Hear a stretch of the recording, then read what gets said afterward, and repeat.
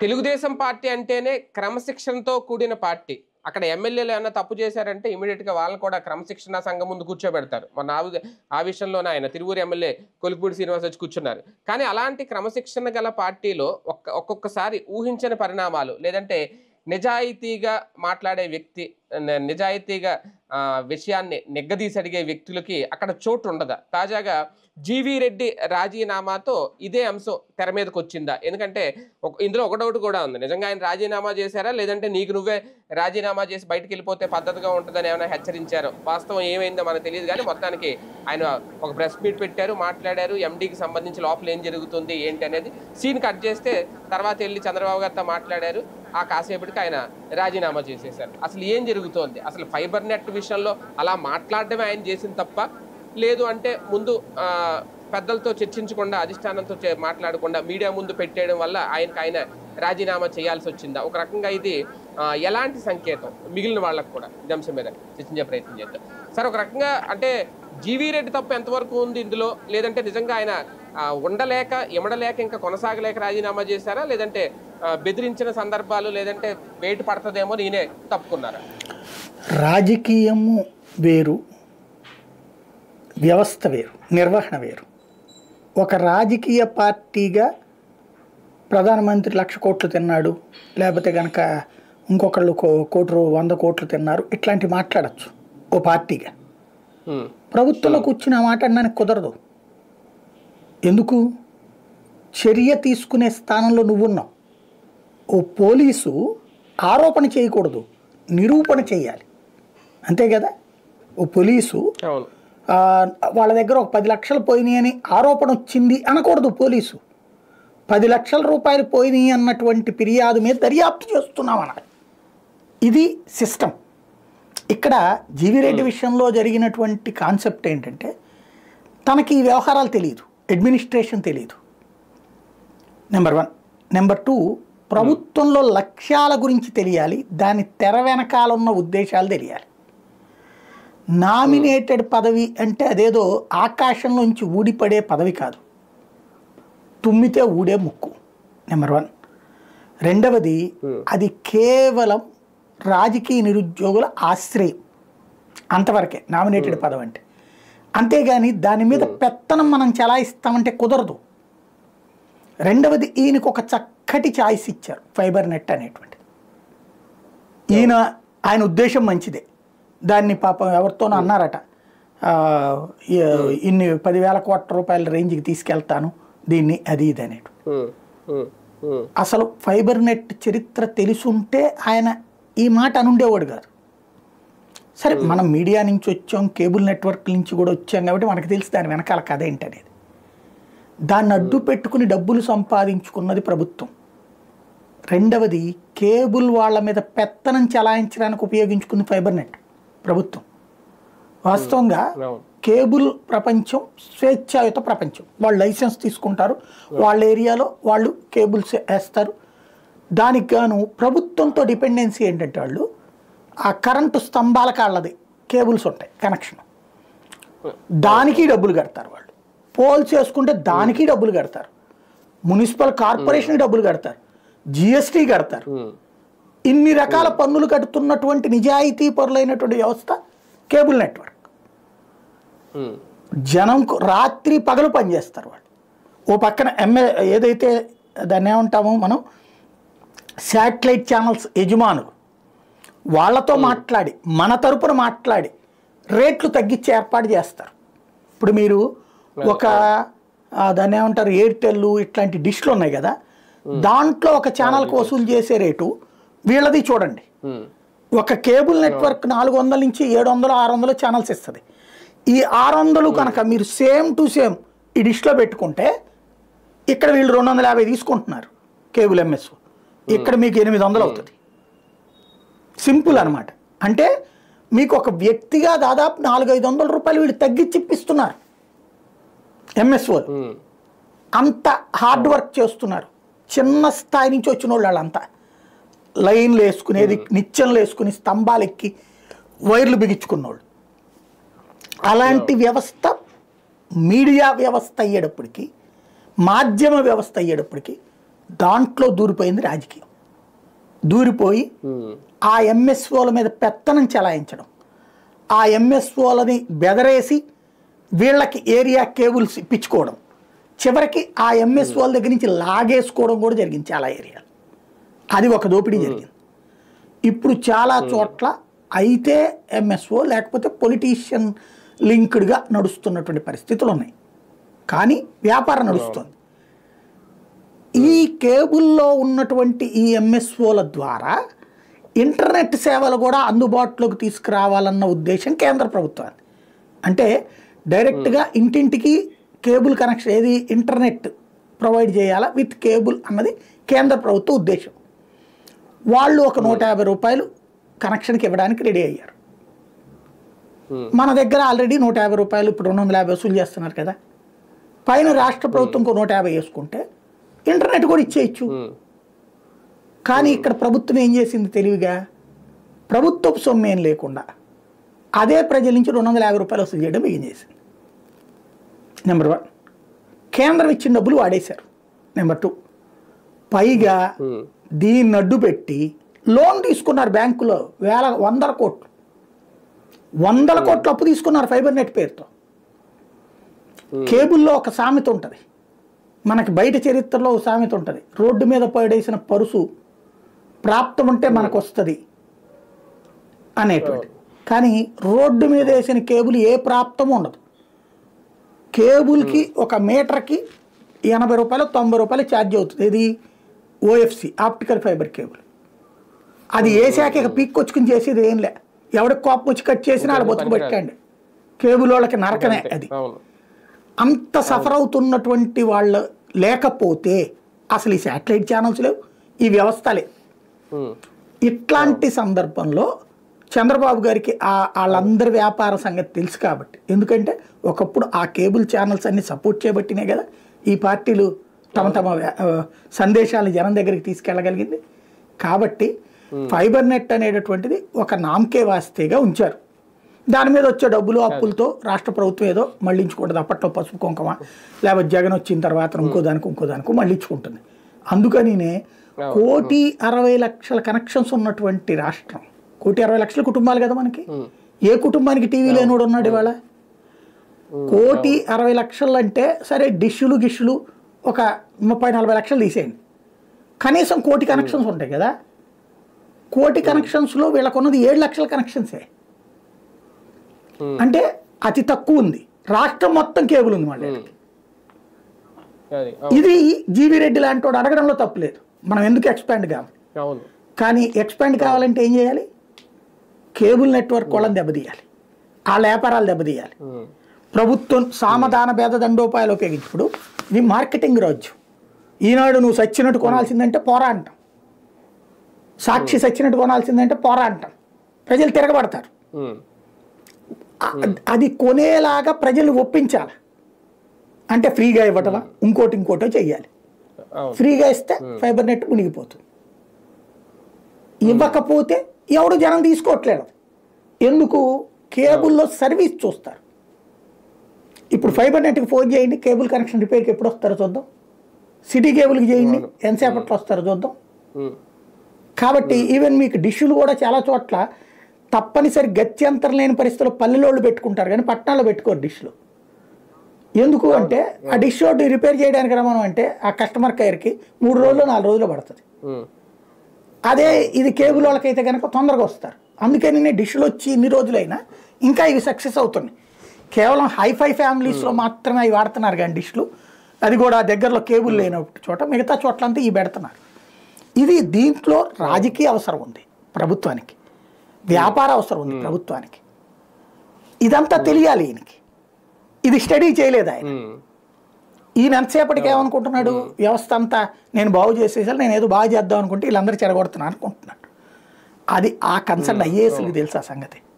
ఇకపోతే కానీ సార్ ఒకటి గ్రౌండ్ లెవెల్లో మీరు అన్నట్టు ఇన్ని కనెక్షన్లు ఉన్నా ఫైబర్ నెట్ కొన్ని చోట్ల కేబుల్తో టైఅప్ పెట్టుకుని కూడా ఫైబర్ నెట్ కనెక్షన్లని కొన్ని కేబుల్ నెట్వర్క్లు కూడా ఇస్తున్నారు. ఒకవేళ వాళ్ళకి కావాలంటే మా కేబుల్ కనెక్షన్ కావాలా, ఫైబర్ నెట్ కనెక్షన్ కావాలని ఇస్తున్నారు.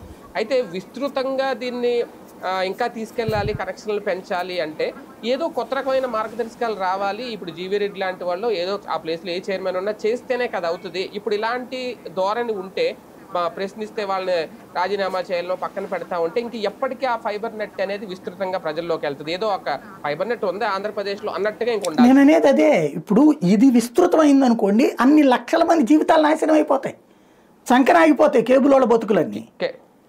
ఇప్పటికే ప్రింట్ మీడియా ఎలక్ట్రానిక్ మీడియా నాశనం అయిపోయింది, అటో ఇటో అయిపోయింది.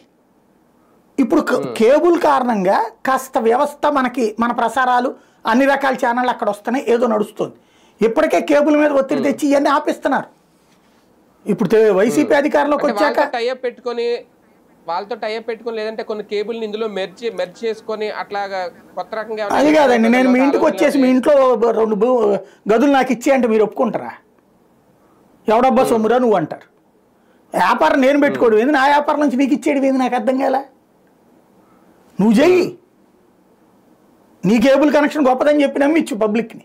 వాళ్ళంతటా వాళ్ళు కావాలని అడిగేటట్టు ఉండాలి. ఎందుకు అడుగుతాడు? వీళ్ళు ఏం చేస్తున్నారు, కేబుల్ ఎంఎస్ వాళ్ళ మీద ఒత్తిడి తెచ్చి ఇదివరకటి రోజుల్లో డమ్మీ కేబుల్స్ అనేవాళ్ళం. అంటే అర్థం ఏంటంటే, ఇప్పుడు ఫర్ ఎగ్జాంపుల్ ఒక కేబుల్ నెట్వర్క్ ఎస్ అనే కేబుల్ ఒకటి ఉంది, ఆ కేబుల్ నెట్వర్క్ ఊరంతా ఉంది. ఈలోపు వై అనే వాళ్ళు వచ్చారు, వచ్చి వీళ్ళు ఏం చేస్తారు, వీళ్ళు కేబుల్ వేస్తుంటారు, కోట్లు ఖర్చు పెట్టేస్తుంటారు. అప్పుడు ఆ ఎస్ వాళ్ళు వచ్చి అయ్యా ఇద్దరం కలిసి పోటీ పడితే మనకి ఎవరికి లాభం ఉండదు, అర్థం చేసుకోండి అంటారు. అప్పుడు ఈ వై వాళ్ళు ఏమంటారంటే, సరే అయితే నాకు కొంత మరి ఏదో వెసులుబాటు కదా, మరి ఇంత ఖర్చు పెట్టాను కదా అంటారు. సరే 10% కనెక్షన్స్ నీకు ఇచ్చేస్తాను తీసుకో అంటారు. అంటే వాళ్ళు ఆల్రెడీ ఉన్న వాటిలో 10% వీళ్ళకిస్తారు. వీళ్ళు ఒక కంట్రోల్ రూమ్ పెట్టుకుని నడుపుకుంటుంటారు. దీన్ని డమ్మీ కేబుల్ అంటారు. వీళ్ళు 100 రూపాయలకే కనెక్షన్ ఇస్తారు, అవతల 300 ఉన్నప్పుడు. అప్పుడు ఆ ఎంఎస్ఓ ఏం చేస్తాడంటే, ఈ పబ్లిక్ ఎవరన్నా ఇంత డబ్బులు నేను పెట్టుకోలేనయ్యా అన్నారు అనుకోండి, అయితే అది తీసుకోండి అంటారు. అదే డమ్మీ కేబుల్ అంటాం. ఇప్పుడు అట్లా డమ్మీ కేబుల్గా ఉంది ఫైబర్ నెట్ అనేది, డమ్మీ కేబుల్గా ఉంది. నీకు అది కావాలంటే అది, ఇది కావాలంటే ఇది. కాకపోతే వ్యవస్థ మొత్తం ఇప్పుడు దగ్గరగా ఒక 500 మందో 1000 మందో ఎంఎస్ఓలు ఉన్నారండి, మాస్టర్ శాటిలైట్ ఆపరేటర్స్ ఉన్నారు. వీళ్ళ దగ్గర ఒక్కొక్కళ్ళ దగ్గర ఒక్కొక్క 500 నుంచి 1000 మంది దాకా కేబుల్ ఆపరేటర్లు ఉంటారు. ఒక్కొక్క కేబుల్ ఆపరేటర్ దగ్గర 10-15 మంది పనిచేస్తుంటారు. ఈ ఎంఎస్ఓల దగ్గర పనిచేసే వాళ్ళు, మళ్ళీ న్యూసు, వాళ్ళ దగ్గర స్టాఫ్, ఇవన్నీ, ఇదంతా ఎంత పెద్ద నెట్వర్క్. కొన్ని లక్షల మంది జీవితాలు ఆధారపడి ఉన్నాయి. ఆ లక్షల జీవితాన్ని రాజకీయం కోసం నాశనం చేస్తామంటే లక్షల కుటుంబాలు రేపు పొద్దున వీధిని పడవా? వాస్తవంగా అసలు చేయాల్సిన పని ఏంటంటే, ఇంటర్నెట్ వరకు చేయించుంటే అయిపోయింది. వాస్తవంగా కేంద్ర ప్రభుత్వ ఉద్దేశం ఏంటంటే, ప్రతి ఒక్కళ్ళకి ఇంటర్నెట్ సేవలు అందుబాటులోకి తీసుకురావడం. ఇంటికి ల్యాండ్ కేబుల్ వేయడం అండి internet cable. Fibre net only internet వరకు కేటాయించుకుంటే అద్భుతంగా నడిచేది. కాకపోతే ఫైబర్ నెట్ని ముందు ఉద్దేశం ఒకటైతే తర్వాత అర్థం చేసుకునే, మరి జగన్ మాత్రం ఎందుకు చేయలేదు, ఇంతకుముందు కూడా చంద్రబాబు ఎందుకు చేయలేదు ఫైబర్ నెట్? అట్లాగా చంద్రబాబు టైంలోనే వచ్చింది ఫైబర్ నెట్. కేంద్ర నిధులు ఇచ్చింది దాదాపు 500-600 కోట్లు. అది ఖర్చు అయిపోయినాయి, దాని మీద అప్పు చేశారు, అది ఖర్చు పెట్టేసుకున్నారు. ఇంకొకటి, ఇప్పుడు దాంట్లో ఉన్న స్టాఫ్ అందరినీ తీసేయమంటాడు. అదేమంటే జగన్ టైంలో పెట్టుకున్నారంటారు. అందులో చంద్రబాబు టైంలో పెట్టుకున్న వాళ్ళు కూడా ఉన్నారు. బేసిక్గా ఒక రకంగా ఈ ఫైబర్ నెట్టు తర్వాత అదేది మన అదేదో టీవీ ఉంటుంది, గవర్నమెంట్ టీవీ, ఇప్పుడు తెలంగాణలో కూడా ఉంది. అదొక టీవీ ఉంటుంది, అంటే ఒక శాటిలైట్ ఛానల్ టైప్ అనమాట. అది కేబుల్లో అన్ని చోట్ల ఇప్పిస్తుంటారు. ఇవన్నీ ఓ రకంగా ఏంటంటే రాజకీయ నిరుద్యోగుల ఆశ్రయాలు. ప్రభుత్వం ఎవరిలోకి వస్తే వాళ్ళ మనుషులను ఎట్టుకుంటారు, ఉద్యోగాలు ఓ రకంగా. ఇప్పుడు అందులో కొంతమంది ఏంటంటే ఎవడొచ్చినా ఉంటారు వాళ్ళు, కొంత స్టాఫ్. ఎందుకయ్యా అంటే వాళ్ళకి సబ్జెక్ట్ తెలిసిన వాళ్ళు. మిగతాది పొలిటికల్ రిక్రూట్మెంట్స్ ఉంటాయి. ఉట్టి పొలిటికల్ రిక్రూట్మెంట్స్ని సాగ్రిగేట్ చేసి తీయాలి. అది కొంచెం టైం తీసుకోవాలి. నీ వాళ్ళని పెట్టాలి, వాళ్ళని తీయాలంటే మొత్తాన్ని తీసి అవతల పడేసేసేయాలంటాడు ఇతను. మొత్తం 480 మందిని తీసి అవతల పడేయాలంటే రూల్ ప్రకారం ప్రభుత్వం, అది ప్రభుత్వ ఉద్యోగం, ప్రభుత్వం అవుట్ సోర్సింగ్ ఉద్యోగం. వాళ్ళు రేపు పొద్దున కోర్టుకు వెళ్ళారనుకోండి, అందరికి జీతాలు ఇవ్వమంటే సావాలి, మళ్ళీ డబుల్ త్రిబుల్ అవుతుంది. అదొకటి. రెండవది ఏంటి, అందరినీ అట్టగా గంపగొత్తగా చేసి అవతల పడేయకూడదు. అందులో తెలుగుదేశం వాడు కూడా ఉంటాడు. నువ్వు అది సాగ్రిగేట్ చేయాలి. ఇంకోటి కాంట్రాక్ట్ అవుట్ సోర్సింగ్ అనేటటువంటిది ఎవరి అధికారంలోకి వచ్చినా ఉంటుంటారు. అందులో పార్టీలు ఎవరి అధికారంలో ఉంటే వాడే. వీళ్ళు కూడా ఇవాళ ఉన్నటువంటి ప్రభుత్వ ఉద్యోగులు ఎంతమంది ఉన్నారండి? మిగతా వాళ్ళందరూ అవుట్ సోర్సింగ్ ఉద్యోగులు, కాంట్రాక్టే కదా. వాళ్ళందరూ ఎవరు పవర్లో ఉంటే వాళ్ళ తరపునే పనిచేస్తారు. అంతేగాని వాళ్ళకి ఇండివిజువల్ లాయల్టీ చూపించరు వాళ్ళు. అది తెలుసుకోవాలి. ఇంత అనుభవం ఇతనికి ఎక్కడుంది? ఏదో అకస్మాత్తుగా వచ్చాడు, మంచి వాక్చాతుర్యం ఉంది, దాంతో టీవీలో ఏదో పోస్ట్ వచ్చింది, ఎనఫ్. దాన్ని జాగ్రత్తగా సద్వినియోగం చేసుకోవాలి. మంచి లీడర్ కాదుగా. నామినేటెడ్ పదవులు పొందినోడు ఉద్యోగిగా అధికారిగా ఫీల్ అవ్వకూడదు. ఇక్కడ ఇతను అధికారిగా ఫీల్ అయ్యాడు. అది రాజకీయ పదవి, రాజకీయ ప్రయోజనాలు చూడాలి అక్కడ మిస్ అయ్యాడు అతను. రెండోది ఏంటంటే ఒక రకంగా తొందరపాటే ఈ పరిస్థితి. మేబీ ఇప్పుడు తెలుగుదేశంలోనే చాలా మంది ట్రోల్ చేస్తున్నారు, చంద్రబాబు తప్పు చేశాడు, ఓ సమర్థుడైన నాయకుడిని. ఏంటి అతను చూపించుకున్న సమర్థత? వచ్చి ప్రెస్ మీట్ పెట్టి రాజద్రోహం అంట. రాజద్రోహం అంటే అర్థం తెలుసా? నక్సలైట్లకి, తీవ్రవాదులకి వాడేది అది. దేశానికి వ్యతిరేకంగా ఈ పాలన వద్దని చెప్పి ప్రజాస్వామ్యం వద్దనేటటువంటి. సరే, అంత అందంగా పదం ఉంది కదా అని మాట్లాడేశాడు ఆయన. రాజద్రోహం అని ఒక ఐఏఎస్ అనొచ్చా? అప్పుడు రఘురామకృష్ణరాజు గారి విషయంలో ఆ పదం ఒప్పుకోలేదు కదా. ఇప్పుడు అదే పదం వీళ్ళు ఎట్ట వాడతారు? రాజద్రోహం అనేటటువంటిది. ఒకటి మనిషి మంచోడు, నోడు చదువుకున్నోడు, కాకపోతే ఇది రాజకీయ పదవి. అక్కడ రాజకీయంతో ముడిపడి ఉంటుంది ఫైబర్ నెట్ జీవితం అనేది గుర్తుపెట్టుకోవాలి. అక్కడ మిస్ అయ్యాడు. అందుకని అక్కడ చంద్రబాబు గారు కూడా తెలివిగా చేసిన పని ఏంది? ఇతను రాజీనామా ఆమోదించేశారు. ఇది గుర్తుపెట్టుకోవాలి. బాబు గారు ఆమోదించారు, అట్లాగే దినేష్ కుమార్ని పక్కకి ట్రాన్స్ఫర్ చేశారు. సింపుల్, వివాదం లేకుండా. ఎందుకంటే ఇది ఇలాంటి వ్యవస్థలకు సంబంధించి ఇది రెండో ఇష్యూ అనుకుంటాను. మొన్న టీటీడీ విషయంలో అప్పుడు కూడా ఆ శ్యామలారావు గారికి ఆయనకి మధ్యలో ఆయన ఎదురుగుండానే వివాదం జరిగింది. అప్పుడు ఇంత సీరియస్గా యాక్షన్ తీసుకోకపోయినా ఇటువంటి రిపీట్ అవుతాయేమో అని ఈ యాక్షన్ అంటే ఒక రకంగా ఒక సంకేతం కూడా. రేపు నామినేటెడ్ పోస్టులో కులం వేస్తారు చూడండి ఇందులో, నాకు తెలిసి వైసీపీ వాళ్ళు. మళ్ళీ అదొకటి ఉంది. అక్కడేమో రెడ్డి కాబట్టి అంటే ఆమోదించారు, అక్కడ డైరెక్ట్ గా చంద్రబాబు ఎదురుగుండానే తిట్టుకున్నారు. ఈవోను ఏం మాట్లాడలేదు అని రేపు మాపో వీళ్ళు గెలుగుతారు.